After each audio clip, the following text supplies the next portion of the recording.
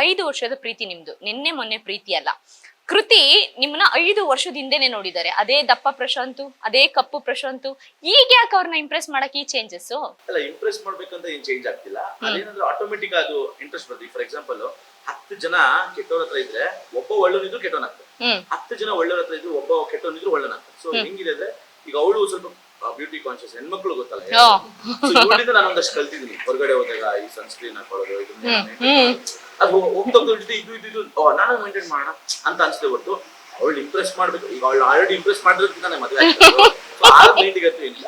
But ಸ್ವಲ್ಪ ಇರುತ್ತೆ. ಈಗ ಯಾರು ಏನೇ ಪಾಸಿಟಿವ್ ಕಮೆಂಟ್ ಮಾಡಿ, ಯಾರು ಏನೇ ನೆಗೆಟಿವ್ ಕಮೆಂಟ್ ಒಂಚೂರು ಇರುತ್ತಲ್ಲ, ಅವ್ಳು ಚೂರು ಮ್ಯಾಚ್ ಮಾಡಕ್ ಆಗದೆ ಹೋದ್ರು ಒಂದ್ ಲೆವೆಲ್ಗೆ ಬಾ ಚೆನ್ನಾಗಿದೆ ಜೋಡಿ ಅನ್ನೋ ತರ ಆದ್ರೂ ಇರೋಕ್ಕೋಸ್ಕರ ಸ್ವಲ್ಪ. ನನ್ಗೆ ಕೃತಿಯವ್ರನ್ನ ನೋಡ್ತಿದ್ರೆ ಏನ್ ಅನ್ಸುತ್ತೆ ಗೊತ್ತಾ, ನೀವು ಮಾತಾಡ್ತಾ ಇದ್ರೆ ಈಗಿನ್ನು ನಿಮಗ್ ಲವ್ ಚಿಗುರಿದೆಯೇನೋ ಅನ್ನೋ ಇದ್ರಲ್ಲಿ ನೋಡ್ತಾ ಇದ್ದಾರೆ ಅವರು.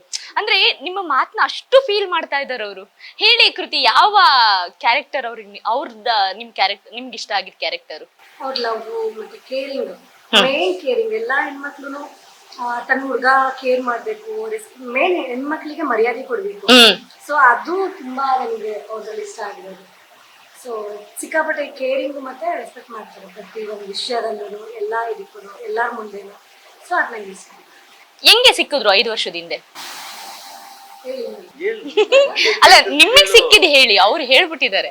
ಜಸ್ಟ್ ಒಂದ್ ಮೆಸೇಜ್ ಇಂದ ಸ್ಟಾರ್ಟ್ ಆಗಿತ್ತು. ಇವತ್ತು ಮದ್ವೆ ರಂಗ ಒಳ್ಳೆ ಎಲ್ ಮಾಡಿದ್ರು ಮೆಸೇಜ್ ನಾರ್ಮಲ್ ಮೆಸೇಜ್ ಇತ್ತು. ಬಟ್ ಅವಾಗ್ಲೇನೆ ಕೇರ್ ಜಾಸ್ತಿ ಮಾಡ್ತಾ ಇದ್ರು, ಕಾಲು ಮೆಸೇಜ್ ಅಲ್ಲೆಲ್ಲ. ಬಟ್ ಲವ್ ಮಾಡ್ಬೇಕು ಅಂತ ನನಗಂತೂ ಇಂಟೆನ್ಷನ್ ಇರ್ಲಿಲ್ಲ.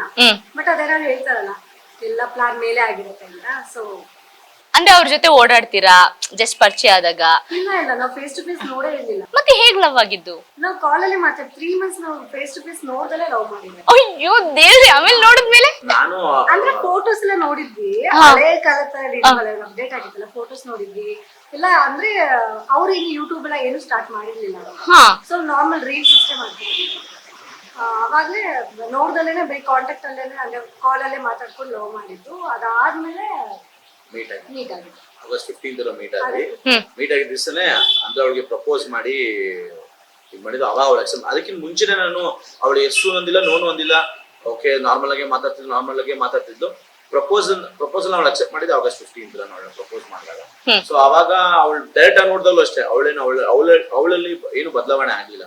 ಈಗ ನೋಡ್ತೀವಲ್ಲ, ಈಗ ಫೋನ್ ಮಾತಾಡೋದು ಇದು ಮಾಡೋದು ಡೈರೆಕ್ಟ್ ಆಗಿ ಒಬ್ರು ನೋಡೋದು ತುಂಬಾ ಡಿಫ್ರೆನ್ಸ್. ಆಮೇಲೆ ಅವರು ಒಪಿನಿಯನ್ಸ್ ಚೇಂಜ್ ಮಾಡ್ಕೊಂಡ್ಬಿಡ್ತಾರೆ. ಬಟ್ ಇವಳು ಅದು ಯಾವ್ದೇ ರೀತಿ ಒಪಿನಿಯನ್ಸ್ ಚೇಂಜ್ ಮಾಡ್ಕೊಂಡ್ಲ. ಅಂಡ್ ಇವಳು ನನ್ನ ಅಷ್ಟೇ ಇಷ್ಟಪಡಕ್ ಶುರು ಮಾಡ್ತು, ನಾನು ಅವಳನ್ನ ಅಷ್ಟೇ ಇಷ್ಟಪಡ್ತೀನಿ. ನಾನು ಯಾಕೆ ಪ್ರೀತಿ ಅಂದ್ರೆ ಏನು ಅಂತ ಕೇಳಿದೆ ಅಂದ್ರೆ ಈಗ ಬಂತು ಉತ್ತರ. ಅಂದ್ರೆ ನಿಮ್ಗೆ ಎಷ್ಟೋ ಜನ ಹೇಳ್ತಾರಲ್ಲ, ಓದಾಗ ಪೇರ್ ಚೆನ್ನಾಗಿರ್ಬೇಕು ಅಂತ ಅಂತಾರೆ, ಇನ್ನೇನೋ ಎಕ್ಸ್ಪೆಕ್ಟೇಷನ್ ಇರುತ್ತೆ. ಆದ್ರೆ ಪ್ರೀತಿ ಹುಟ್ಟೋದು ನಿಮ್ಗೆ ಮನ್ಸಾರೆ ಭಾವನೆಗಳು ಚಿಗುರೊಡ್ದಾಗ ವ್ಯಕ್ತಿ ಕಣ್ಮುಂದೆ ಅವ್ರು ಹೇಗೆ ಬಂದ್ರು ಅದು ನಿಮಗ್ ಮ್ಯಾಟರೇ ಆಗಲ್ಲ. ಆತರ ಇರತ್ತೆ ಪ್ರೀತಿ ಅನ್ನೋ ಭಾವನೆ.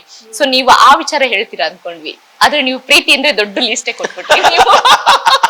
ಅವ್ರು ಹೇಳ್ತಿಲ್ವಾ, ನೀವೇನೋ ಒಂದ್ ಕ್ವಶನ್ ಕೇಳ್ತೀರಾ, ಅವಳು ಏನಕ್ಕೋ ಉತ್ತರ ಕೊಡೋದಕ್ಕೆ ರೆಡಿ ಆಗಿರ್ತಾರೆ. ಅವ್ರ ಪಾಪ ಅವಳಿಗೆ ಏನಾಗುತ್ತೆ ಗೊತ್ತಾ, ದಿಸ್ ಇಂಟರ್ವ್ಯೂ ಇದೆಲ್ಲ ಅವಳಿಗೆ ಒಂದು ಹೊಸ ಫೀಲು. ಅಂಡ್ ಎಸ್ಪೆಷಲಿ ಲವ್ ಬಗ್ಗೆ ಹೇಳಿ ಅಂತಲ್ಲ ಅಂದ್ರೆ ಸಡನ್ ಆಗಿ ಕೇಳಿದ್ರೆ ಹಿಂಗ್ ತಿರುಗಿ ನೋಡ್ತಾಳೆ. ಅವಳು ಎಕ್ಸ್ಪೆಕ್ಟ್ ಮಾಡ್ತಾಳೆ ನಾನೇನೋ ಹೇಳ್ಬೇಕು ಅಂತ. ಬಟ್ ನಾನು ಅದಕ್ಕೆ ಈ ಇಂಟರ್ವ್ಯೂ ಅವಳೇ ಮಾತಾಡ್ಲಿ, ಅವಳ ಮನ್ಸಿಗೆ ಮಾತ್ರ ಎಷ್ಟೊಂದೊಂದಷ್ಟು ಮಾತುಗಳನ್ನ ಆಡ್ಬೇಕು ಅಂತ ಇರ್ತಾಳೆ, ಅವಳೇ ಮಾತಾಡ್ಲಿ ಅಂತ ಬಿಟ್ಟಿದೀನಿ. ಏನ್ ಬೇಕೋ ಧೈರ್ಯವಾಗಿ ಮಾತಾಡ್ಲಿ.